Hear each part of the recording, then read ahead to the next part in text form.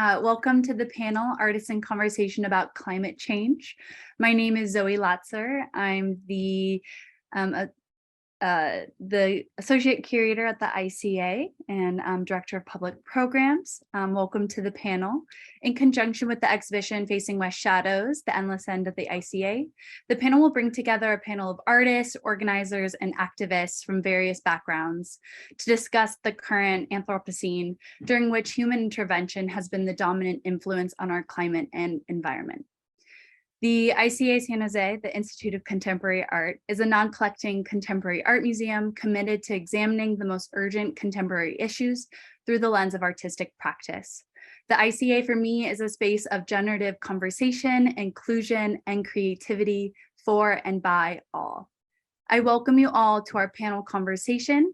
Please put in any questions you might have in the chat box at any time. We will answer at the end of the panel. I'll now give the mic over to the ICA Executive Director, James Leventhal. Right on. Thank you so much, Zoe. And thank you all so much for being here, most especially the panelists who are joining us today. We have a really great group of scholars. I am dressed today in the Pioneer Works shirt that I just received. That was designed by Genesis P. Orridge. Pioneer Works is a small independent arts organization in Brooklyn with a local focus and global reach. And I want to say a word of thanks to all of the other arts organizations that are out there doing that kind of work that we are working to do here today and more of moving forward at the ICA in San Jose in terms of being an arts organization with a local focus and global reach. We're excited also about the work that Circa is doing coming out of Scotland, the work that Laxart is doing down in Los Angeles, the work that Legacy Russell is doing at the Kitchen and other spaces, and we're proud to be there amongst them. With that in mind, I'd also like to thank our sponsors for the ICA itself. I especially want to thank the board of the ICA for their generosity and their active participation. We are expecting at some point today our board chair, Gordon Yamada, I believe Kathy Grape, one of our board members, is listening in today. And there'll be others once we record this session and share it out, and we'll be hearing from more people. I also want to thank the Knight Foundation, most especially, who are the direct sponsors of the program that have helped make this kind of experimentation possible, namely the very specific installation itself, The Endless End, in the David Pace Gallery at the ICA presently. With that, I'd also like to thank Xilinx for their generosity, also Applied Materials, the Packard Foundation, and Doris and Alan Burgess. Most especially, I want to thank the City of San Jose and the Office of Cultural Affairs. And with that in mind, I believe that Danielle is actually on the call. Danielle, thank you so much for being a part of this discussion today. I look forward to working more closely moving forward. A couple other shout outs for people who are either expected today or who may likely also be listening to this in a recorded version, who had RSVP'd, who we really just admire and respect, not to leave anybody out. But Farley Guazda, I think you were going to be a part of this, and I know you're a central part of the project overall. So if you're listening now or in the recording, thank you. Ellen O, Evan Holm, one of the more remarkable environmental artists working in our area, was pleased to see that he had RSVP'd for the event. Thanks for the hello, Farley. Also, Dimitri Broxton, Ellen O, Beth Grossman, who I'm hoping, I think she's actually on the line already, Michelle Branch, Edgar Fabian Frias. I also noticed at one point that Tanya Zimbardo had also RSVP'd, and she's got a terrific show up now at SF MoMA that she had curated that also highlights the work of Rhonda Holberton, who we're going to be showing in the spring. I wanted to also just take a moment to acknowledge the shared loss that I think in many ways we're all carrying and feeling. I want to take a moment to acknowledge that this pandemic has taken the life of Maurice Berger, probably one of the most incredible art historians of all time. Early on in the pandemic, equally, David Driscoll, similarly, one of the most important art historians, and there have been many more. With that in mind, I'd also like to acknowledge that my father died of COVID, and just take a moment to call his name, Carl Leventhal. And then also with that, I don't think she died of COVID, but to dedicate this session to the memory of Susie Gablick, who did just pass away recently. And for those of you who know Susie Gablick's work, She authored a book called The Reenchantment of Art, following after her important, well-known work of Has Modernism Failed?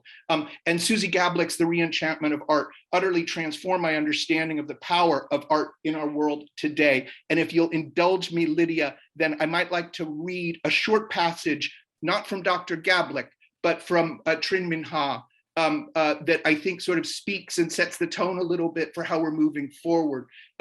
Hard-headed and hard-hearted go hand in hand. Some call our times the age of strange diseases. And as an oncologist puts it, modern illnesses are characteristically cooling, hardening, and chronic. Cancer, arterial sclerosis, multiple sclerosis, recurring pain, fatigue syndrome, although the healing power of love is widely recognized as necessary to breaking the vicious cycle of hardening and cooling, to have a warm heart, unlike having brain power, continues to connote unpaid shadow work earmarked for the weaker, prone to emotions gendered, what society degrades, which also remains refractory to modern economy's sophisticated measurements. And yet, as a resonant event, the heart links the here, the over there, and the elsewhere, creating new possibilities not yet quite known. With that, it's my great delight and pleasure to welcome and thank with profound thanks this incredible group of women artists, scholars, and activists who will be speaking today about art and climate change. Lydia, thanks for all that you all do. Thanks all of you participating on this panel, and I'm happy to hand the mic over. Hi, thank you so much, James. Can everybody hear me? Okay, great. Okay, so we are really excited. We are Facing West Shadows. We're a collective in the Bay Area. We're gonna, I'm gonna give everyone a chance to introduce themselves and speak a little bit about the piece, and then also answer some questions and kind of parse out some of these things that we're all wanting to talk about. I want to introduce the invited guests of Facing West Shadows: Dilshani Pereira, Ellen Sebastian Chang, and Jody Roberts. We're here to have a conversation. We invite you all to be part of that conversation. And we, Facing West Shadows, consider ourselves students of these artists and thinkers, and also really look forward to the dialogue and the multiple perspectives of view and how they intersect. We're going to ask the panelists to speak from the I perspective or from your experience or role. So each one of you has a very specific role, both maybe as an artist, as a scholar, as a cultural worker, as a human during the pandemic and living during the Anthropocene. So without further ado, I would love to, before I let everybody introduce themselves, I want to talk a little bit about the piece. So I think, Bella, if you could take it away with the slide deck, and I have a few videos to share as well. Let's see. Okay, and I'll just say next whenever. So Facing West Shadows, The Endless End is a next, thank you. It's a looping cinematic sculptural installation created by Facing West Shadows at the Institute of Contemporary Art San Jose. It's actually in the David Pace Gallery. It's 750 square feet of sculptural elements like paper and 9 channels of video and light installation. Facing West Shadows is a Bay Area collective of artists, animators, puppeteers, filmmakers, and musicians hybridizing forms to create magical acts of rebellion as experimental art. Specifically magical acts of rebellion because we live in the gold rush climate of the Bay Area. And how do we survive also as artists, and how can we kind of come together to see our vision come alive, right? Next, thank you. So The Endless End was created by principal members Lydia Greer and Carol Keens in collaboration with the wonderful artist Yawen Chien, with music by composers Christina Dutton, brilliant composer, and brilliant composer and producer Faye LaRock.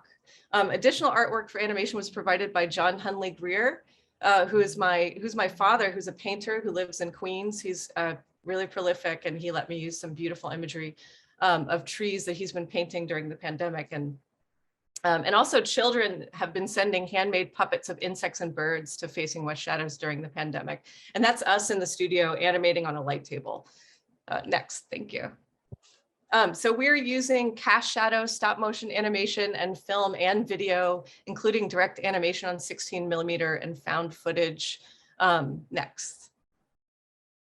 So I just wanted to take you on a little tour if you haven't been there yet. So we open with some projections, text on the wall, and these beautiful banners that were painted in collaboration, but mainly by Yawen Qian, the artist that we're collaborating with specifically for this project. And they are layered. You have to go in and see them. They have a lot of hand-drawn elements. They're probably 6 or 7 or 8 or 9 or 10 layers. Next. And then when you enter the space is covered in paper. So this is recycled paper screens that we've been using in performance. And also we've hand built a lot of the paper screens, and it's all crumpled paper from the ceiling to the floor.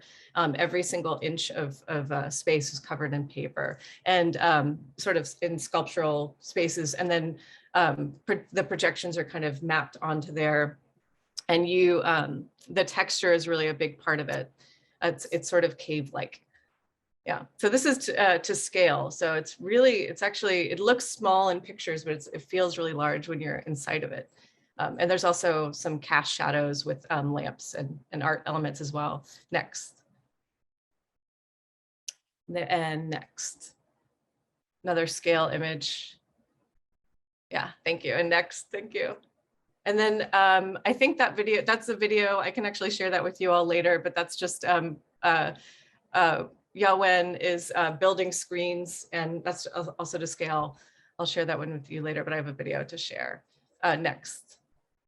So, and also this is a very shape-shifting installation. So there's layers and layers and layers of animation, imagery sort of layering on top of each other, and it's constantly shape-shifting. So there's never the same image.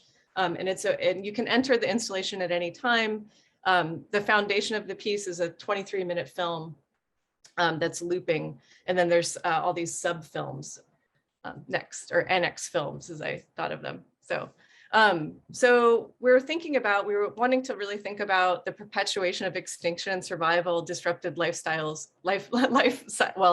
as well, life cycles of native plants and animals, aquatic systems, and fire ecologies as affected by anthropogenic climate change. You're moving through projected moving images, handmade animation, cast shadow, and there's this beautiful multi-dimensional soundscape. And next, thank you. We're really interested in proto-cinematic cave paintings and ancient storytelling traditions like shadow theater. And we have a history of working with shadow theater together. We seek to understand non-human species and our relationships with them, our fractured relationships with them, our close relationships with them. And then we're really thinking about the Bay Area specific precarious and diverse ecologies, Muybridge's electrophotographic investigations of consecutive phases of animal movements, which is right over in Palo Alto, the history of that, and weaving multiple moving images of specific ecologies, mycorrhizal networks, fire and water, and also fossils. And I have more to share on that. Yeah. And I have a quick video to share with you. And let's see, Bella, if I can share my screen.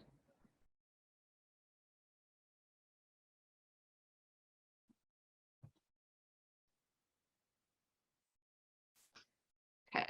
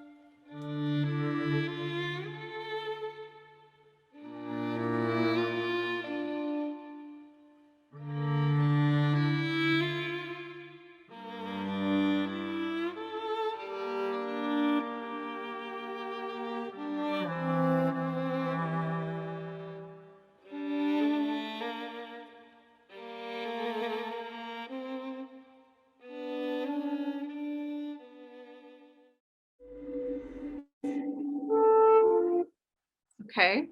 And Bella, thanks for watching that. I hope it wasn't too long-winded. I'm like, oh, I could have edited.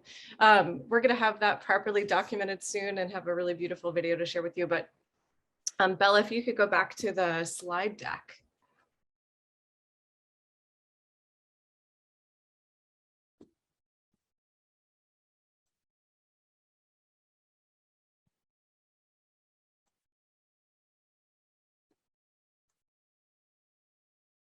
Great. So salmon in the Sacramento Delta almost went extinct this year because of the drought. And nothing, and I don't know if anybody, if there hasn't been any headlines that I've seen, there haven't been extensive coverage of this, but salmon in the Sacramento Delta almost went extinct. I mean, it's like a silent apocalypse, right? Next slide.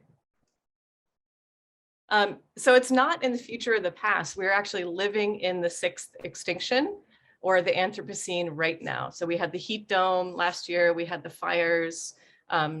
Next slide.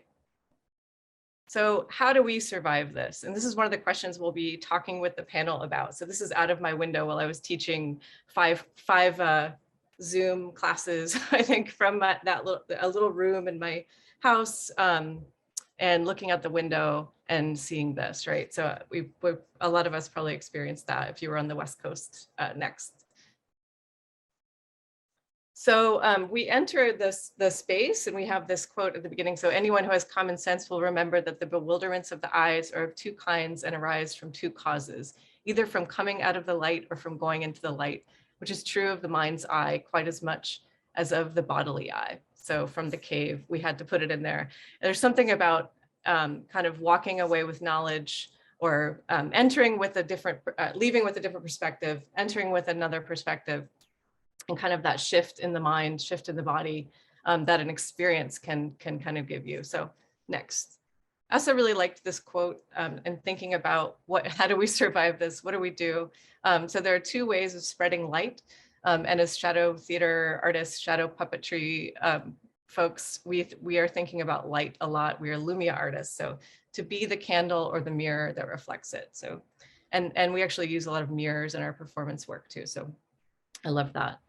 So we are coming from a tradition of, we have all worked with Shadow Master Dalong and filmmaker Larry Reed, who started Shadowlight Productions 50 years ago. And so I've been working on productions, and Carol and Winnie have also been working on productions for about a decade or more. And so we're probably in that lineup there of shadow casters. Next slide.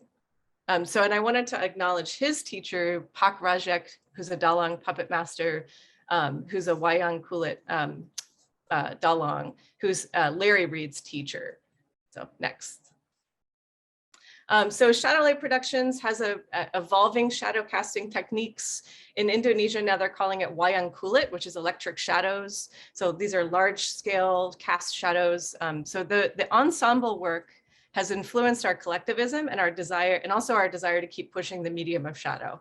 Next. Yeah, so ensemble work is very, very important. So the way that we all work together, actors make puppets, puppeteers act, and we all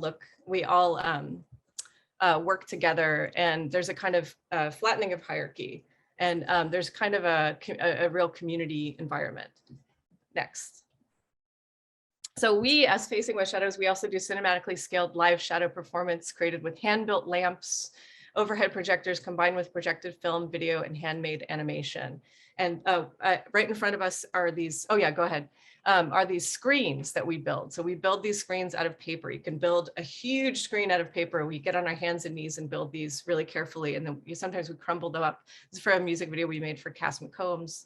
Next slide. Again, so we can cast really big shadows on these paper screens. Next slide. Next slide. I just like that image of Carol. So humans love to make images of animals, including humans. Next slide. So these beautiful prehistoric paintings, right, that are painted onto the wall at different scales, and on the curved walls from 15,000 BCE. Next slide. So prehistoric, so this is actually prehistoric 3D animation. These were not just paintings. There are theories that using fire, you could really activate these paintings and that they would start to move, and that there were some technologies built in there. So next slide. And I wish I could show you. So actually there's a kind of thaumatrope action where you actually have two images that are next to each other that are flickering in the light that kind of open up. Next slide. Next slide. So I'll actually share some links with you at the end. But the design of the installation is in part inspired by proto-cinematic technologies and even cave paintings, especially abstract lines that some scholars believed created a sense of movement when viewed by torchlight. So this is from Matthew Tedford's Apocalypse Not: Confronting Extinction with Art, which is an article he wrote about the piece in Bay Nature magazine, kind of a preview piece. But next slide. So we're really interested in spaghetti lines. They're sometimes called spaghetti lines. So there were lines that were next to animals, painted alongside next to animals, and then activated by firelight. So there was abstraction, intentional abstraction. Next slide. So, and that's sort of what they look like. So that's sort of what I was going for in the imagery with the animation. Next slide. We were also inspired by tree rings. Yao Wenxian brought in this idea of tree rings and how they mark time, they capture history, and they tell us about climate change and how, you know, and those kind of images abide throughout the piece as well. Next slide. And we were also inspired by mycorrhizal networks or the Wood Wide Web. Next slide. We were looking at also how they sort of look like the nervous system, right? Next slide. Animals and humans, and thinking about consciousness and how it could actually lead us out of this mess. Next slide. And there's a piece made by Yao Wenxian. Next slide, for a film, and this ended up in our piece as well. Next slide. So next slide. I'll go over, I'll share everything. But so we were really influenced by Braiding Sweetgrass. Some of you may have read it by Robin Wall Kimmerer. We're really interested in this idea of the grammar of animacy and how English doesn't, and you know, the colonizer's language, English, doesn't give us many tools for incorporating respect for animacy. In English, you were either a human or a thing, right?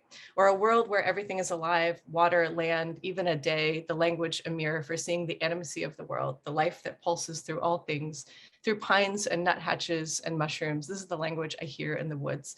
This is the language that lets us speak of what wells up all around us. From Braiding Sweetgrass by Robin Wall Kimmerer. Next slide. I think we should pause here and jump into our conversation. I have a few more things to share with you at the end, including our performance coming up at the Exploratorium in late July. But I want to get into this conversation with these wonderful folks. So thanks for your patience, everyone. It's so weird not to see you all. I teach Zoom online for almost 2 years. So I'm like used to seeing humans. But I wanted to first off just first introduce Ellen Sebastian Chang. I wanted to give Ellen Sebastian Chang the opportunity to speak from their perspective and really think through these issues. We've had a number of interesting conversations. So really thinking about how do we survive this, right? So feel free to introduce yourself and share your work, Ellen. It's wonderful to have you. Oh, thank you so much. And that was really so full, everything that you've shared, that I'm almost feeling like I shouldn't say anything. Just let us sort of digest this. I have a video that I want to show. It's 3 minutes. It's from a project that I did with Story Center a year ago. Story Center put together a program called Earth Stories, and they invited women from all over the United States to participate, to talk about the environment from a personal lens. And every woman created their own short story, digital story, that dealt with their perspective of climate change. The piece that I'm going to show is dedicated to my grandmother, my African-American grandmother, and where I grew up in Eastern Washington, as I like to say, under the shadow of the Hanford nuclear power plant. And much of the Columbia River, the Snake River, a lot of that area there is very toxic now. Many of my friends who I grew up with died of cancer, who continued to live there. My grandmother died of cancer. My grandmother was a great woman who loved to fish on the rivers there, but at some point she would fish, but she would no longer bring the fish home to eat. She told me an incredible story once, which I don't know if it was true or not, but I loved the idea of it, where she said that she actually caught a fish, and as she was reeling the fish in, she saw flames coming from its gills, and she said there was fire from its gills, and she said, I knew then that that everything here was killing us. And as she liked to say, she said, I'm a colored woman from Mississippi with a third grade education. She said, and I don't have a formal education, but I have mother's wisdom and common sense. So this piece is dedicated to my glorious grandmother, my mama. Thank you.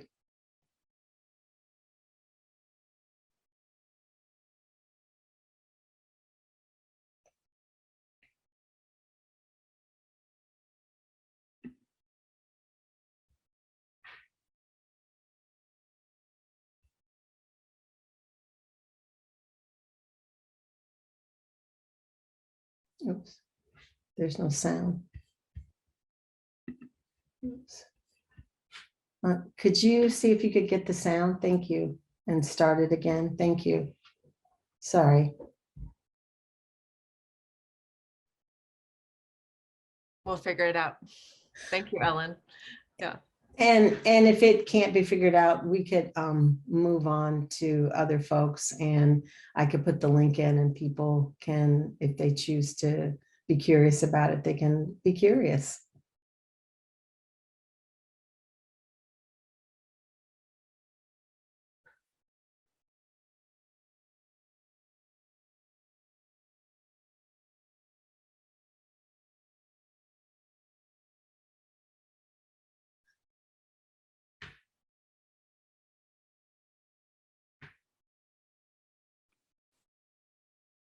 I'm going to be honest, if it's not meant to be, I'm so cool with that. I would really love for the other panelists, because I know in this technological keep it moving world, we're all on, to quote, I'll misquote Audre Lorde, but we're all on the master's clock. And so so we can, I'd like the discussion to continue. So let's move on to the next person. Thank you. Maybe if there's a way for us to watch it in a moment, we could come back to it.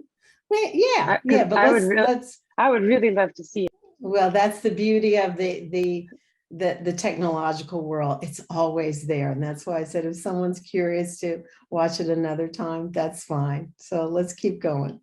We might be able to get it on YouTube as well. So we'll let Bella kind of figure that out. Right. That's great. And Ellen, if there's anything else you want to respond to or say right now, and then we will come back to you. I think if we're talking about where we are as artists, I mean, for myself right now, I am really thinking deeply about my artistic practice, and deeply in a way that is both contradictory and painful, because I'm asking myself about every project that I do. How extractive is this project? How necessary is this project? You know, because we know as artists, we use electricity, we use so many material objects to make work. And as I spend more time on earth. I am trying to position myself as someone who is 67 to say, you know what, maybe it's my time too, to also do a lot less, to do a lot less. When do I know what is enough? And I think that this is a real American issue, because we are so scaled towards more, and we make humor. Oh, that person was a one-hit wonder.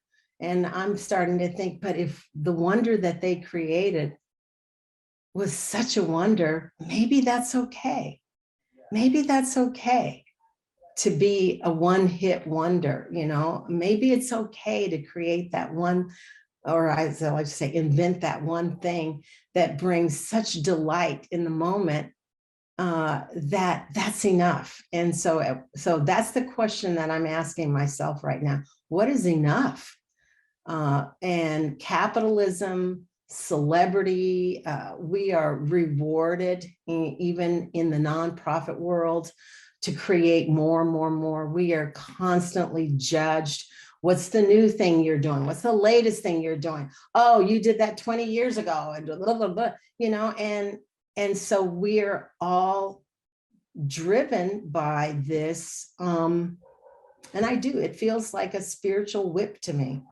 You know, it feels like a spiritual whip that we're all just so driven by, you know, and it takes the time it takes, right? It takes the time it takes to make something wonderful, right, Ellen? It takes the time that it takes, Yeah. but what I'm saying is that we are in the moment where I say it's life versus livelihood. Right. Our livelihood is an economic system that how do we pay rent? How do we buy food? You know, we see it now as gas prices are going up and food prices are going up, and wealth is being concentrated into a limited group of hands, and great wealth. And I would like someone here to challenge me on this. Great wealth is created with great exploitation and great violence.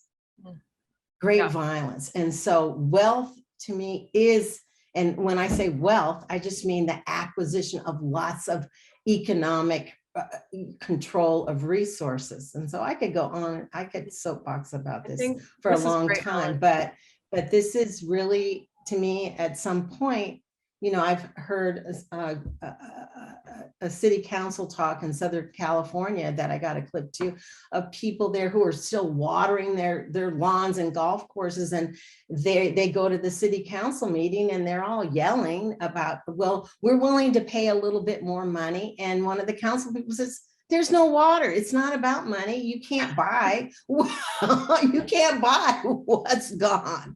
And so that's where we're at. You know, we see what's happening with Lake Mead. We know that if Lake Powell keeps dropping, where's the electricity for California, Nevada, you know, Colorado, you know, Utah? Ellen, I hate to that's interrupt, it.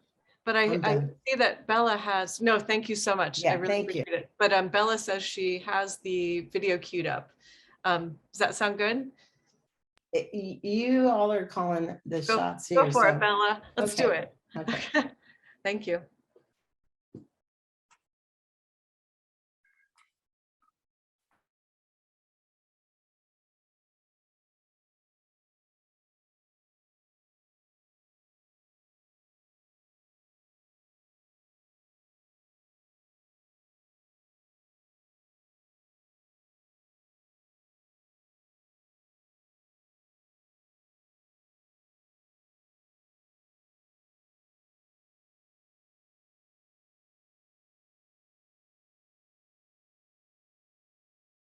How's it going, Bella?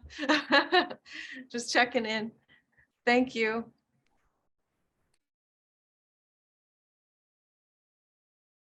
Let's put the, if it doesn't work, we can put the link in the chat for everyone. Yeah. And we'll see if we can pull it up again. Yeah. Great. Well, thank you so much, Ellen. I'm going to head over to Dilshani and just check in with her and have her introduce themselves, and really looking forward to it. But we'll loop back to you, and I really appreciate your words. Thank you. Yeah. Dilshani, hello. So I wanted Hi, to get Lydia. Hi, hello. So Dilshani and Carol and I have had really fascinating discussions about Dilshani's work as a cultural anthropologist, and also just as an artist, as a person, and the work that you're doing at the Climate Museum is so fascinating now. So I just wanted to give you an opportunity to speak from your perspective. And also we were mulling over questions, and we were thinking about this idea that every generation has felt like they are living at the endless end. So we're living in what scientists call the Anthropocene, and what's sometimes called by climate futurists as the trans apocalypse, meaning we are traversing the end of something where it's not in the distant past, it's not in the future, it is now. So how do you see this kind of manifesting in your work now? And then, yeah, we'd love to hear from you. Thank you. Yeah, thank you so much. And I love the framing of that question as well, like really emphasizing the fact that, climate change isn't something that's external to us. We're inside of it right now. It's not, it's not something that's distant. It's something that is happening in our communities, in our neighborhoods, all around us, to the people that we love, right? And I think I love the title, The Endless End, that really highlights that kind of cyclicality and that thinking across generations of, what are the conditions that our ancestors have faced, that the generations that have come before us have faced, right? And, for me, kind of the story begins with colonialism and the fact that all kinds of contemporary processes of extraction, of exploitation, begin in this moment and then extend into the present, right? So the really, really wanting to emphasize the fact that the past situates what we see in the present, the way that our cities are built, the kinds of things that surround us, even fundamentally kind of relations being ruptured in the colonial moment, right? The relations between people and land, and between people and things, right? What even gets considered to be a thing, a commodity versus a plant, right? All of that begins in 1492, and then structures the systems, the political, economic, and social systems that we see in the present. So really, kind of thinking about that as a point of departure for considering both the climate crisis and the multiple nested crises of inequality has been kind of a through line in my work, both as an anthropologist who has done fieldwork research in Bangladesh, and also at the Climate Museum, really wanting to kind of center the fact that addressing the crisis, the crises, plural, have to be simultaneous. It can't necessarily be looking at climate and thinking about solutions in a narrow way, but really thinking about the kinds of systemic changes that are needed to enact those solutions. So I wanted to kind of give an example from my own research in Bangladesh. And I can pull up a few slides, and I'll see if I can share my screen. Just take me a second.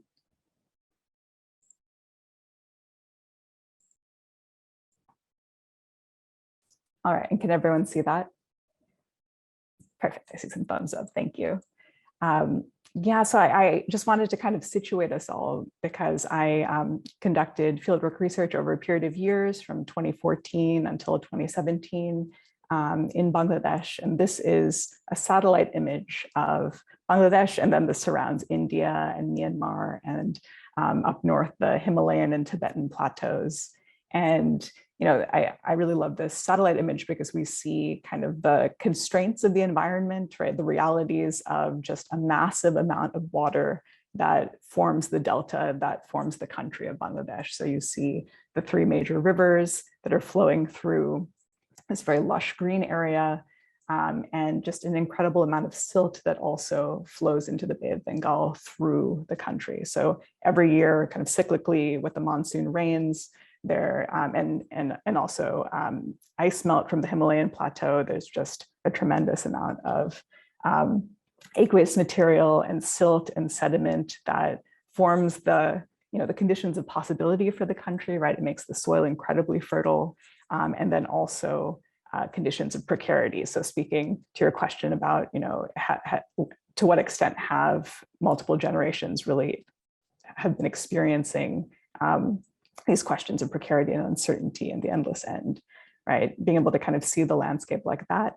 And then moving to the next slide, from the position of the ground, right? So this is a photograph that I took in 2017 this is the back of a bazaar space in a place called Dumoria, where you can really see the structure that used to be solidly on the land beginning to crumble and in danger of being swallowed up by the river. So these are tidal rivers in southern Bangladesh. So water will come in from the ocean and then recede. So there's a lot of fluctuation in the tides, and also seasonally there can be just from the monsoon rains just a ton of erosion that can happen along these coastlines that are formed by the rivers. So, there's the sense of the cyclicality of, that seasonal change and the precarity that forms part of that. And then this was a conversation that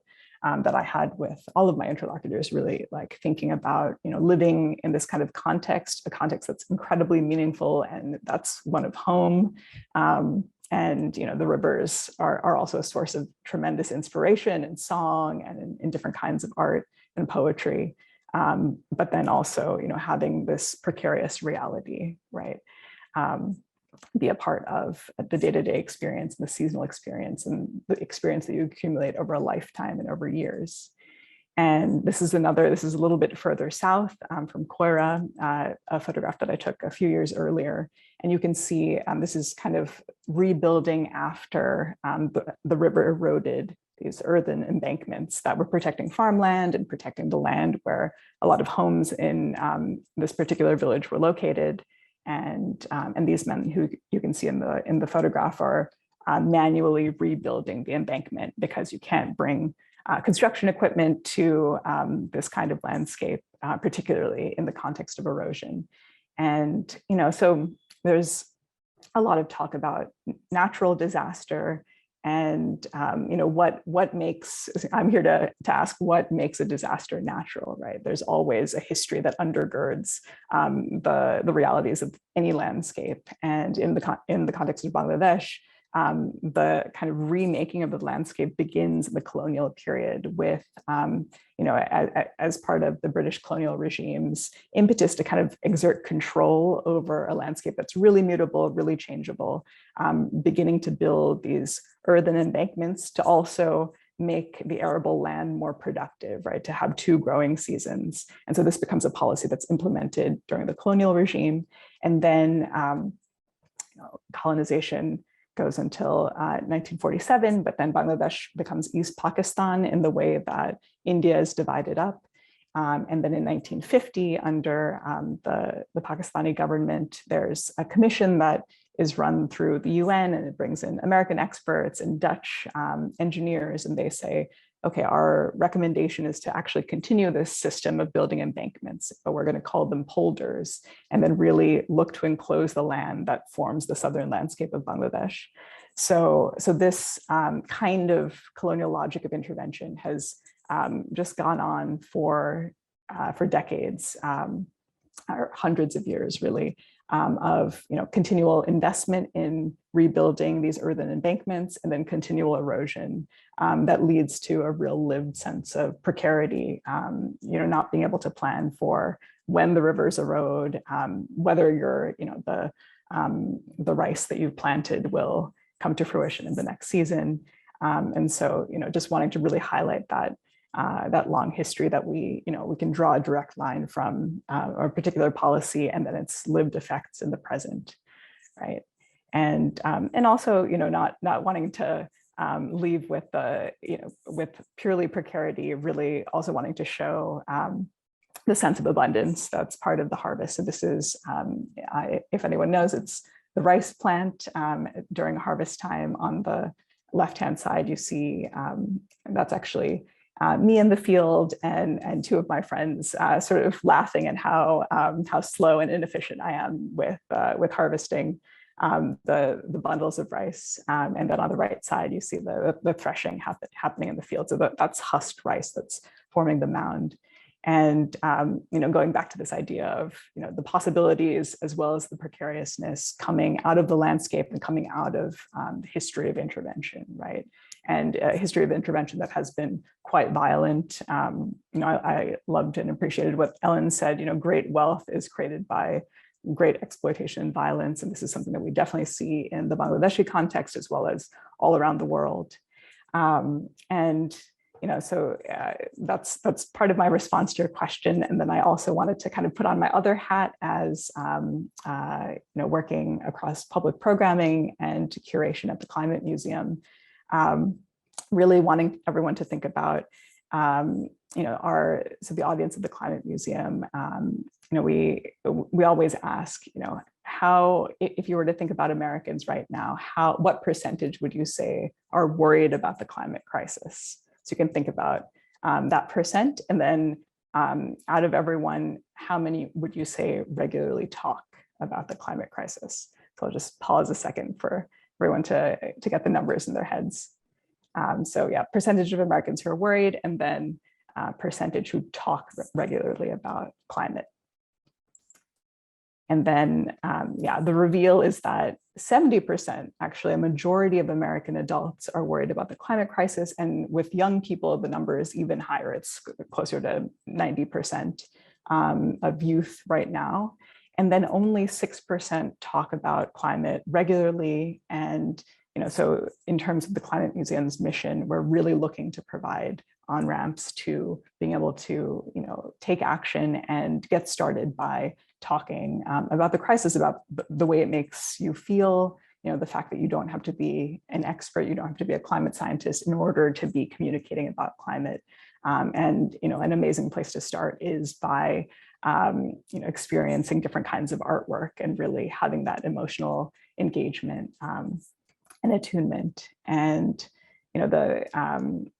the museum is the first museum in the US that's dedicated to the climate crisis as well. So it was founded by an amazing person named Miranda Massey a little bit over 5 years ago. And we're based in New York and looking to scale up to a permanent location right now as well.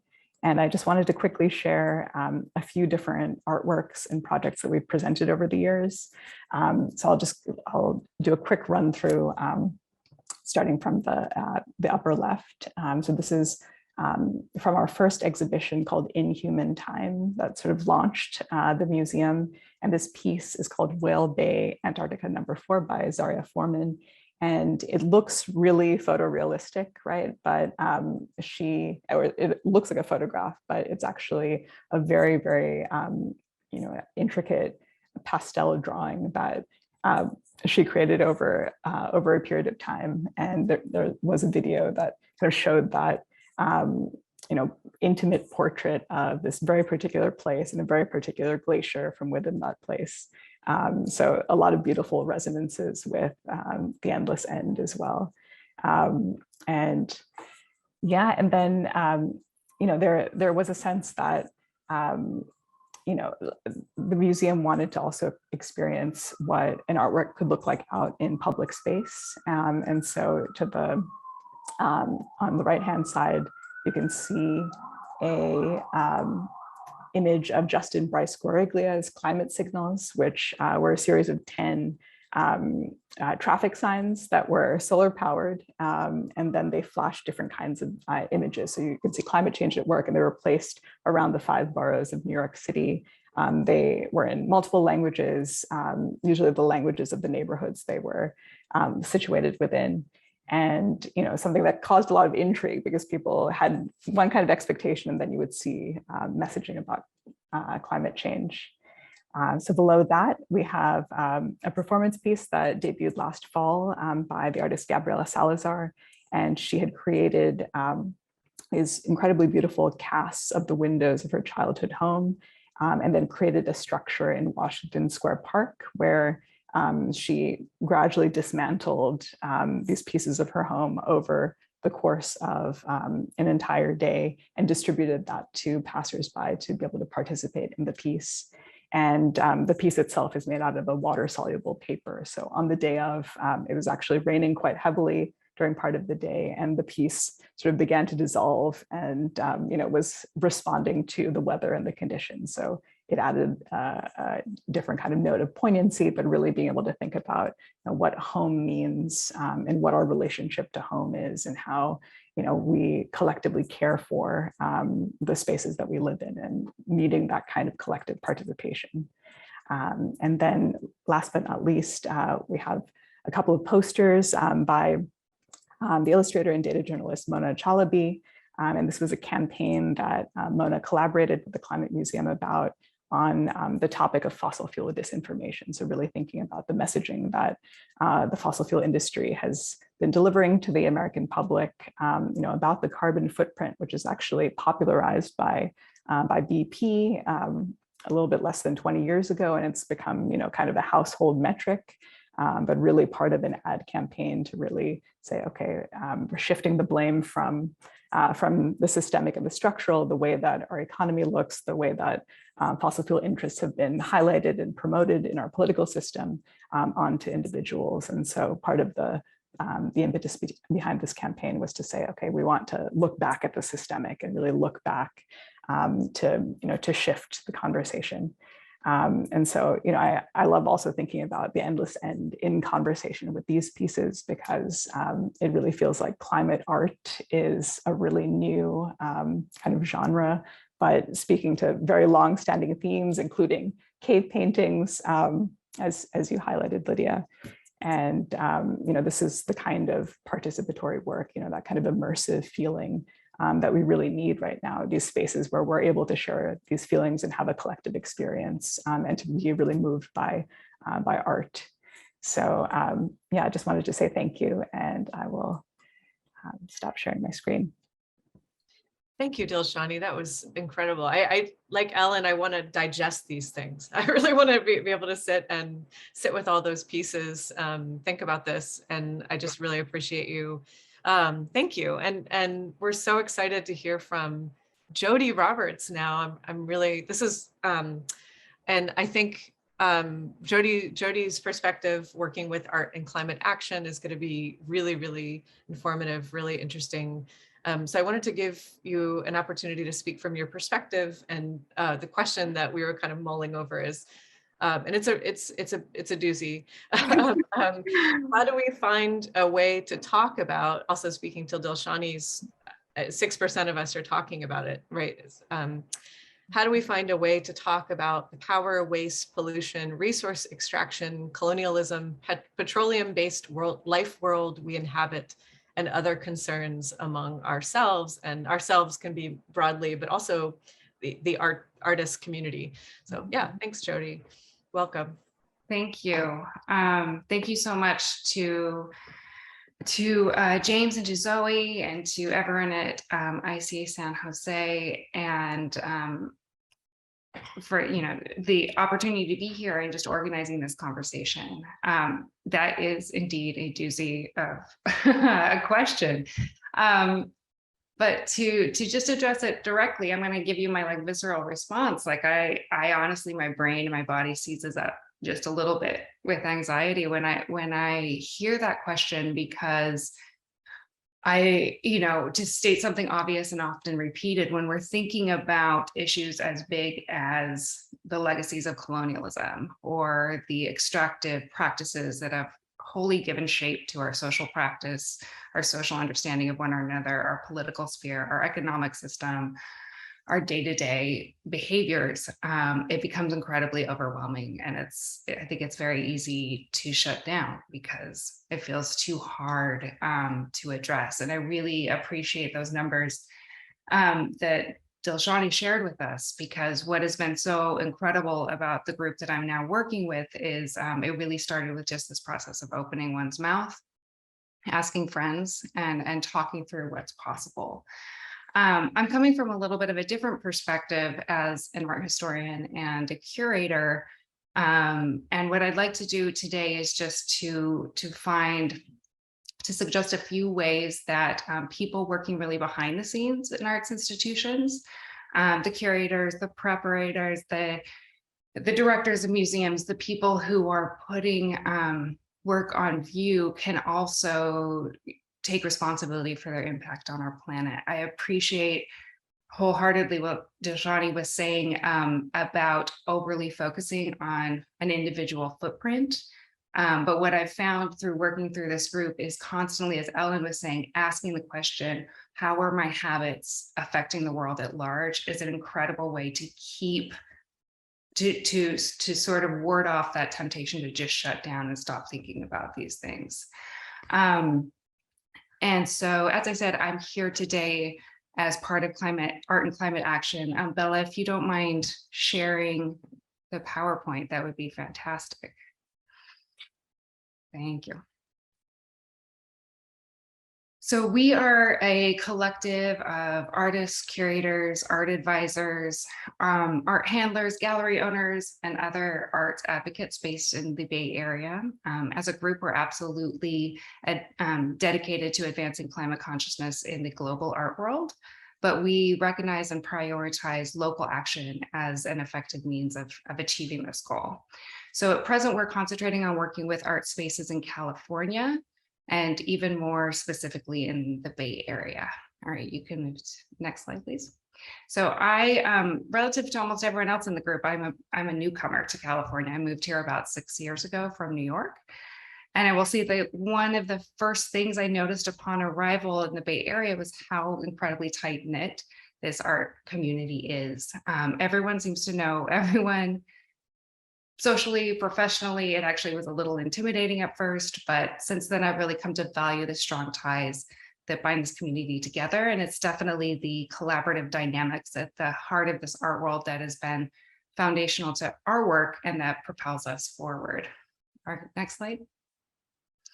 So to bring up another haunting image from 2 years ago, Art and Climate Action started in the wake of California's record-breaking fire season of 2020. I imagine that for a lot of us here, this was a moment when the worries about climate change that sort of normally reside in the back of your head absolutely snapped into focus. And it was in the midst of swimming in all of this frustration and anxiety that I received a message from a colleague in San Francisco. Next slide. Named Mickey Meng. She runs a gallery called Friends Indeed in San Francisco. And she had sent out an email to what felt like the entirety of the California art world. Basically just asking the question, what are we going to do in the face of this emergency? How are we going to make our activities at work match the values we embrace as individuals away from work? That email was really the spark we needed. Slide. And pretty quickly, next slide. The informal conversations that were inspired by that note coalesced into the formation of Art and Climate Action. I'm showing you some of the organizing members here. It's an incredible group, and so many new friendships and partnerships have been made. As we started talking, our concerns became pretty clear. We wanted to better understand the ways in which our sector's habits and routines contribute to the degradation of the planet. And we wanted to explore the role the visual arts can play in bringing clarity to the climate crisis, and also exploring the insights and creative solutions that we are going to need moving forward. In the past year and a half, we've concentrated on 3 key areas of action. Next. Our first step was to look inward. I think you go back one, please. That's it. We know as arts workers that we often operate in a very wasteful sector, and we wanted to clean up our own house first. We partner with an artist and conservationist named Haley Mellon, based here in the Bay Area. She founded a nonprofit called Art to Acres in 2018. And it was through talking to Haley and some other climate experts that we learned the value of doing a CO2 emission audit is really a first step to understanding how our operations and practices contribute to the problem. We started contacting colleagues and friends again, just reaching out to those people we know, drawing on those connections that make the Bay Area art world turn. And to date, we have completed or we're in the middle of audits with 11 different arts organizations, and that list is growing quite quickly. We've invited these partners to analyze whatever they want, really, whether it's one exhibition, a set of exhibitions, a particular area of activity, whether it's flights, energy use, shipping. And with the information that comes from that report, we are able to work together to find effective, actionable steps to improve each partner's climate impact. Next slide, please. We recognize that we live in a state and a region that is pursuing comparably ambitious climate policy. We all know we can do more. And we are working to better understand the programs and resources that are available here that might help our partners on their journey toward more sustainable practice. So for example, I'm currently chin deep in research that will result in a directory of incentives, rebates, grants from government organizations and foundations that will help arts organizations make the changes to their building that they need to make to reduce energy use. So that might be putting panels, solar panels on a building, that would be fantastic. Or it might be a smaller change, switching out the lighting to use more energy efficient lighting. Basically, we know that our colleagues want to contribute to climate solutions, but we also know that arts workers are on the whole extremely busy and that these aren't organizations with enormous budgets. So we are taking it on ourselves to really do the research necessary to make those changes as easy as possible. Next slide. Our second area of action centers on creating community and generating momentum among our colleagues.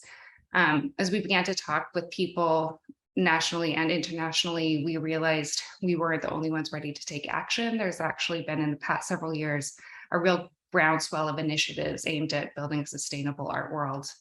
Art and Climate Action is a founding member of a network of complementary organizations known as PACT, or Partners for Arts Climate Targets.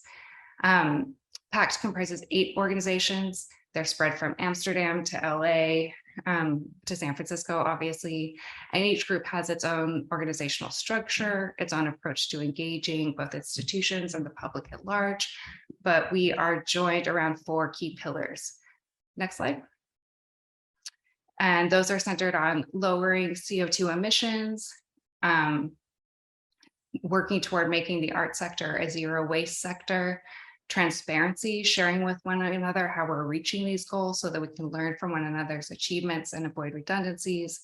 And then, of course, we understand that environmental and social justice are integrally tied. And so we welcome and are seeking out perspectives from multiple different groups and demanding change on a global scale. We are also, next slide, working to build up the community of climate conscious art workers here in the Bay Area. On the first Friday of every month, we convene a snappy 30-minute meeting, which is aimed to introduce key strategies and free tools that workers can use when they sort of go in for their hours. You might learn about an emissions calculator that is specifically designed for art spaces, or resources like barter.art, which is an online peer-to-peer sharing site for installation gear like crates, frames, AV equipment. So we can share these things rather than rebuilding them every time and then sending them off to a landfill. And next slide. We're also focused on special public-facing projects that amplify the voices of artists. So for example, last August, Devin Bella and I did a curatorial takeover of the site 8 Bridges, which was put together by galleries in the Bay Area during the pandemic. All of the artists in this project identify as female. They're working in cities all over the world, multiple generations, but each of them is deeply committed to climate justice. And next slide. We're also working to build ties between leaders in arts institutions and those in other key Bay Area industries. In January, we co-organized an event with the DeYoung featuring Lisa Jackson, who's the Vice President of Environment Policy and Social Initiatives at Apple, Sarah Sutton, who's the CEO of Environment and Culture Partners, Jessica Silverman, who has a gallery in San Francisco, Haley Mellon, and Mickey Meng. And next slide. Our third area of action is fundraising. So we are raising funds to support our audits and public programming, but the vast majority of the fundraising we do is for permanent land conservation, focused on landscapes that are rich in carbon stores and biodiversity. And this is really the work of Haley Mellon, who I mentioned earlier. She and Mickey Meng partnered with Four Freedoms, which is an organization founded by the artist Hank Willis Thomas in New York, to create a campaign called A Cool Million.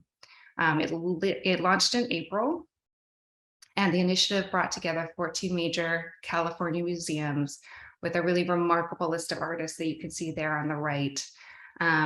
It was a first of its kind public art initiative that aimed at expanding environmental justice programming and raising enough money to conserve 1 million acres of land that is specifically vital to the health of California's hydrological system. Next slide. You see a few examples of these works. The artists involved provided a climate-related work that was then reproduced in public signage of various forms, from billboards and posters to digital signage, museum banners. Some of you may have seen the incredible Petra Courtwright work that was over at the Cantor. Next slide. And we are hoping that this is a real turning point in terms of a collaborative shift among our institutions and a greater focus on climate issues within them. If you want to learn more about that campaign, I'm happy to put the website in the chat.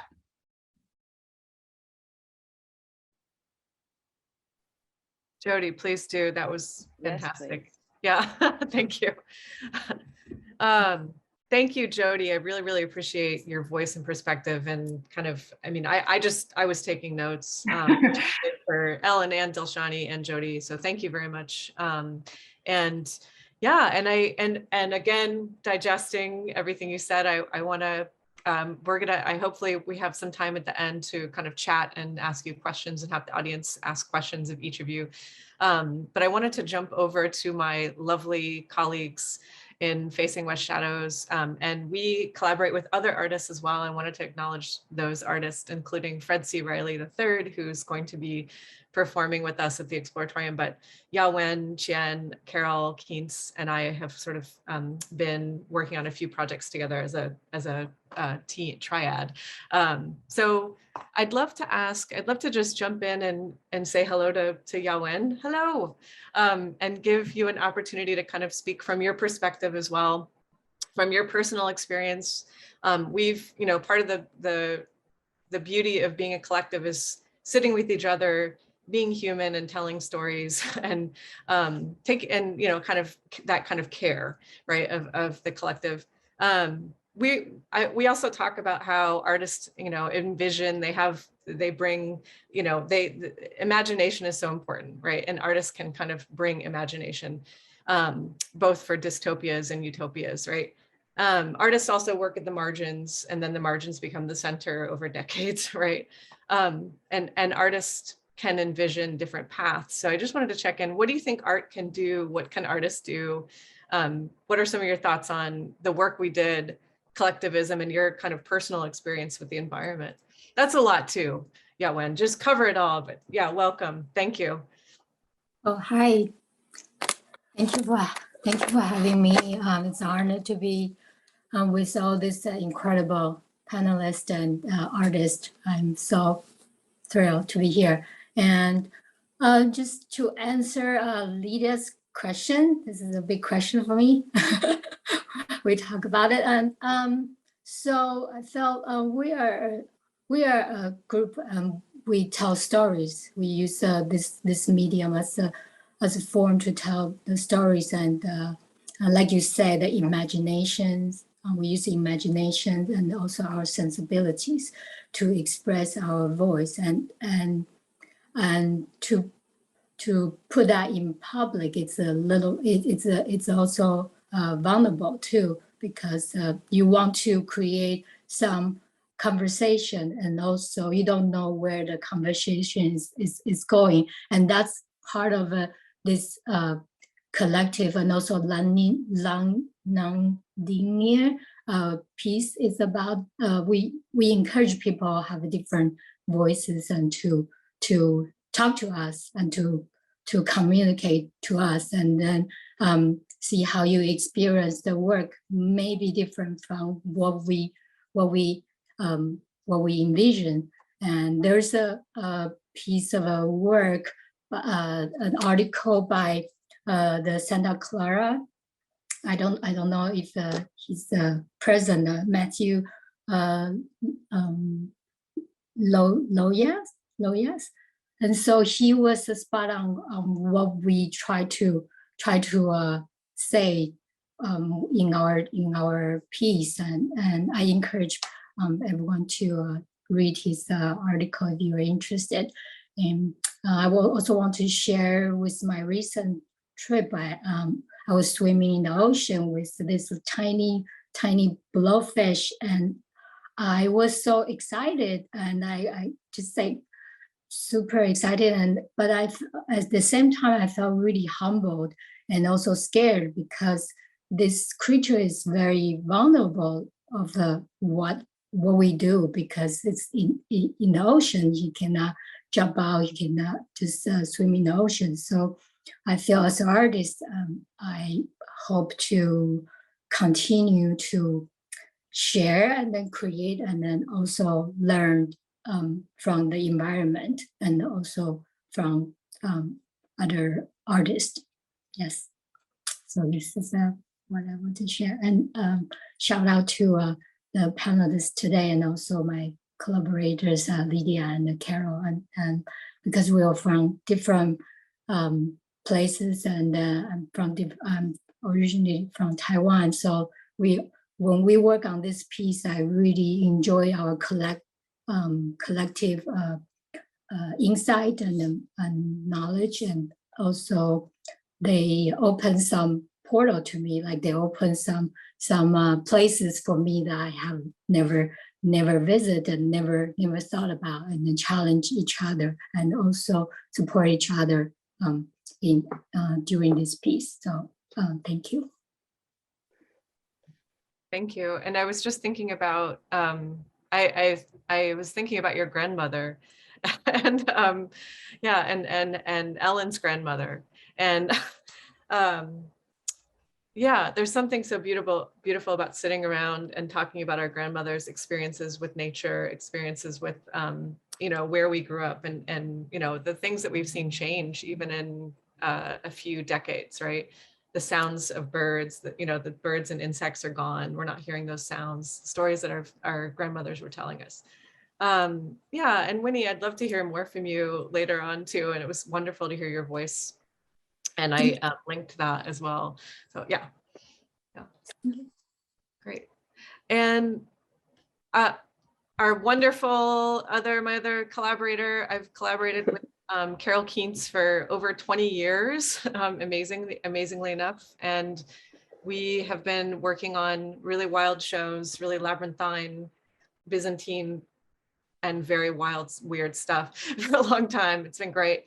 And so I want to give Carol Kientz the opportunity to speak from their perspective and thinking about what, I mean, it's a really, again, another huge kind of quixotic question, but we can just talk about everything that we've been hearing. But what kinds of collaborations do you think could be formed? And Jody spoke to this too. What kind of collaborations could be formed between artists and scientists, larger already existing environmental movements, of which there are many, and governments? And just your thoughts on the endless end, the peace and collectivism as well, which is, you know, is political. Yeah, thanks, Carol, welcome.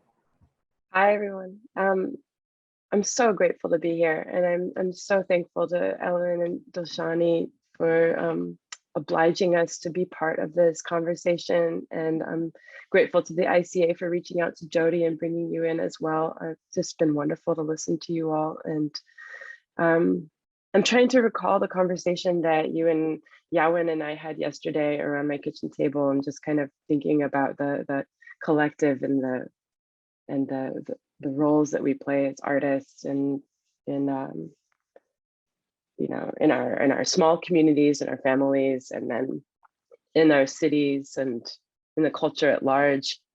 And just kind of thinking about just when we put together these projects, how many different roles we have to take on, you know, being administrators and producers and also being creative and thinking about it. And there's a lot of labor. And so to ask artists to do more, you know, sometimes seems like, who's going to actually pick that up and go do it? But when I was thinking about that, like, how can we extend ourselves out to collaborate with scientists, to collaborate with people who are working on, you know, impacting the environment positively, you know, and government officials. I was just thinking about how it really is going to entail a lot of public policy change, and just thinking how we've, you know, there's in some sectors, you know, like in San Francisco, they dedicate a certain amount of money to each public civic building or transportation project or something to public art, and how valuable that is, and for people to be exposed to art for art's sake, and also for artists to have the opportunity to create work, to make a living. As Ellen was saying, you know, we have to survive. There's those opportunities. But I also was thinking how much it would be so beneficial to have artists to be a part of these projects in larger ways, just to be present as an artist, as someone who is really focused on creativity, on really developing their imagination and thinking about those things. You know, we talk a lot about arts integration in schools, and I'm not in the terms of like, okay, now we're in science class, but we're going to do an art project, but more in thinking in the way that artists think and how beneficial that can be to everyone. I mean, I'm thinking holistically, you know, we always push art and artists to the margins. It's kind of the first thing that gets cut. Oh, we don't have enough money, let's cut art. Let's cut that, you know, and it seems like it's a frivolity. And I think we internalize that a lot in a capitalist society, especially. You know, we think like, well, what I'm doing isn't worthwhile. And it's not, you know, we think in terms of commodity, and we think in terms of ourselves as commodity sometimes. And just thinking how valuable it would be to have artists integrated into more situations where we are, I mean, where we wouldn't necessarily think that it was an artistic situation, right? Where we wouldn't necessarily think that, but just to have someone who understands, you know, I keep thinking about the studio habits of mind that Harvard's Project Zero helped to develop, like developing our craft, engaging and persisting, envisioning, expressing, observing, and reflecting. And those are just little catch words, but they go so much deeper, and they give, I'm just kind of thinking, I guess where I'm meandering here is just thinking about the need for imagination. And so something that I come back to when we were creating The Endless End was even the decision to name it that was that we're not at the end. We can't devolve to apocalyptic thinking. I think that's a colonialist mindset. You know, it's like it's dried up, move on, go to the next thing. Let's go to Mars, let's build rockets. You know, I mean, sorry, Elon Musk, but you know, we're not over here. You know, I feel like we need a collective imagination, and we need artists to be involved to help to inspire people, because inspiration doesn't just beget more art and more public sculptures. It creates people who are full and whole and capable of imagining a future in which we can all live and thrive and be here. So I don't have any concrete answers, but those are my thoughts, you know, really thinking how can we as artists insert ourselves in more places. And because we have so little time left, I want to go ahead and look at the questions that we're getting in the chat. And Ellen had her hand raised, but I'll let you take it over, Lydia. Yeah, so I think, yeah, Ellen, I'd love to hear, yeah. I just want us to also, there's an expression that I've been saying to myself, that reflection is prophecy. You know, reflection is prophecy. And when we're moving so fast all the time, we lose the threads that were there. And I grew up in a farm town, you know, and we had art.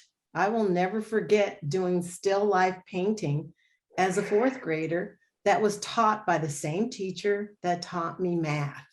And that, you know, and this is why if we don't share stories and if we're not intergenerational, and what capitalism does is it silos everything. You're a farmer, you're a this, you're a that, rather than going, all human beings are creative human beings. Some of us are driven to be an artist. And to me, I'm a mother, and I've had so many people say, oh, is your daughter an artist? And I go, no, she's not. She's a creative person. And I said, the world also needs people that know how to fix a carburetor, you know, and who are creative. And so I just keep thinking that what we're missing here is how we've lost a sense of integration. I don't believe in artist housing. I never have. I don't believe in any of these things that house us and silo us separately. I want to live among the people who challenge my imagination. Artists challenge my rigor and my practice, but it's the world that my imagination comes from, not other artists. So the world, the earth, is our main collaborator. And I'm so passionate about this. It's like, and once we lose this, we're going to lose, there is no imagination. You know, there is no imagination without this beautiful, the moonlight, the stars. You know, where does our imagination come from? It comes from sitting on this earth. And so I think that we can call it the climate, but we're killing ourselves. That's how I feel. And it's obvious. We're killing our own creativity, our own spirits by, you know, separating ourselves from, and I think, you know, Deshani said it well when she talked about colonialism, empire building, racism. You know, racism really needs to be addressed. The white mindset really needs to address racism, because what were Africans called? Beasts and animals and things. And I go, okay, if this is how you treat animals, then the climate has the earth has no chance. Because if you think my ancestors are animals and are beasts, then it's hopeless. So how do we keep having conversations even with each other? So, and I'm going to be silent now for the rest of the day. I don't want you to be silent. I love it. Thank you very much, Ellen. I'm so grateful to your voice and everyone here. I just wanted to make sure that if there were a few questions, that we took some questions, and then we'll actually close out. James can just say a few thank yous, and then we'll close out. We really appreciate all of you. But yeah, any questions, and I'll look for them in the chat, and we'll see what happens. Yeah.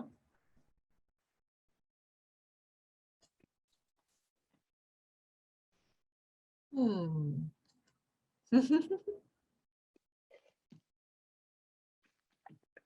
really looking forward to watching your video, Ellen. I was just in Eastern Washington visiting my family, and I drove through the Tri-Cities area. And every time I'm driving through there, or just in that area, I always try to imagine, like, what was it like before they dammed this incredible river, the Columbia River, or any of the rivers, you know, what was it like before? I always think about that.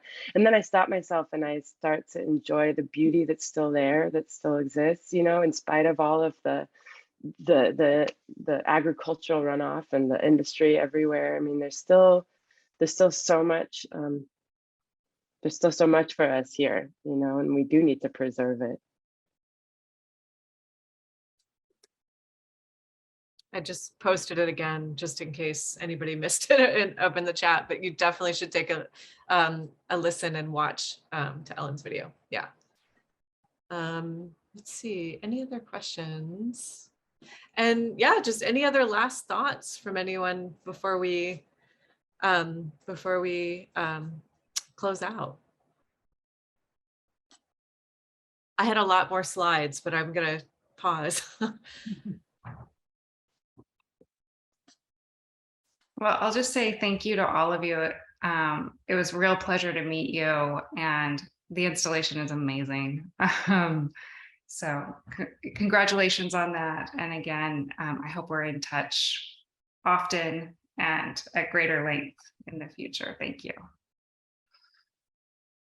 Thank you, Jody. I really loved the sharing of materials amongst artists. I'm very, I think that's wonderful, and I would love to share anything that I have with anyone. So we should talk about that. We should, and trade. Send it over. We're trying to figure out a way to effectively get that information to people, so it's not just a million links all the time. Yeah, great. Etc. So we got a design issue going on, but we'll figure it out. So also following this panel, we'll share out the recording as well as a lot of some few other links, and otherwise giving everybody a chance to make it through Ellen's video. I'm positively overwhelmed by the fact that we don't have a lot of questions in the chat, but instead we just have a lot of gratitude. I would say that in watching this panel, I'm amazed at the remarkable poetry and diversity of all of these faces, these spirits, these souls: Lydia, Carol, Wenny, Dilshani, Jody, Ellen, Zoe, Bella. Thank you, thank you, thank you, thank you. Just to add my gratitude as well. I do think one of the points that was starting to come up toward the end, I'm reminded there's this brand new beautiful documentary about the life of George Carlin, which is really very moving, primarily in that he had dedicated himself to a very particular understanding of activism, and also a kind of tiredness over the fact that indeed he felt like perhaps the humanity that he was observing was not quite as remarkable as he might like it to be. And then with that, a kind of acceptance of who we are and what we can be. And more particularly toward the end of his life, he did spend a lot of time talking about the environment. And as has been echoed around in all of these conversations, we try and deflect it to say that this is a climate issue or a problem with the planet. But as a matter of fact, and as Ellen was driving home, it's a human problem. The planet itself will continue to survive. What we know by way of this being in the Anthropocene is that planet Earth has survived all of these extinctions. We're the problem. So the more that we can come together through collective action, the more we can talk. Indeed, for Dilshani to remind us that one of the things is we just need to raise awareness through what we do by focusing on what's possible locally, and with that having global significance. I want to give a special shout out to Zoe, who really sort of pulled all of this together as well. And with that, snapping fingers all around, Zoe, you want to just take us home and say thanks to everybody? Thank you all so much for joining us. This is an amazing panel full of amazing ideas and generative thoughts. I did want to just pass it over to Lydia quickly to mention their upcoming show and event at the Exploratorium. Thank you, Zoe, and thanks to you, Zoe and Bella. I really appreciate you both. Thank you. And I don't know if Bella, if you have my slide deck up, but I have an image just to inspire you all. But if not, I can just go ahead. We have a piece and a brand new premiere performance. It's a shadow puppet opera. And it's a live, so it's live. You can't get it on the internet. You have to come to the theater. And it's the 28th of July, the 30th and the 31st. And we will have piano, clarinet, and an opera singer, William Sauerland, who's brilliant and has just written a really beautiful book about the gendered voice. And yeah, really, really beautiful. So yeah, so live shadow puppet performances at the Exploratorium on the 28th, 30th, and 31st. The piece is called Phantasmagoria.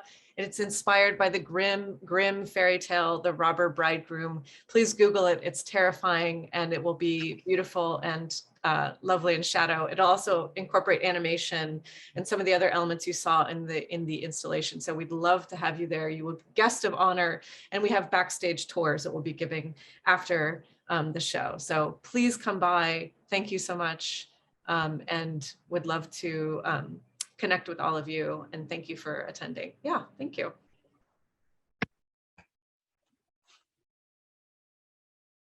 Thanks to everyone. Thanks to James. Yeah, and if you want to, you can follow us at Facing West Shadows on Instagram. Right. You can find out about all of our shows and things that we're doing. Or come by, you know, the pandemic, we usually have people over to the studio, honestly. So come over, we usually have people come over to the studio, have a cup of tea, make a puppet, talk. So yeah, we really love to be, we're very community minded. We love that. So thank you. Thanks, Ellen. Just email us and we'll let you in. Yeah, absolutely. Yeah. Thank you all so much. The ICA is open Thursday through Sunday, 12 to 5 or by appointment. You're always welcome. Thank you so much for this generative conversation, and have a great night.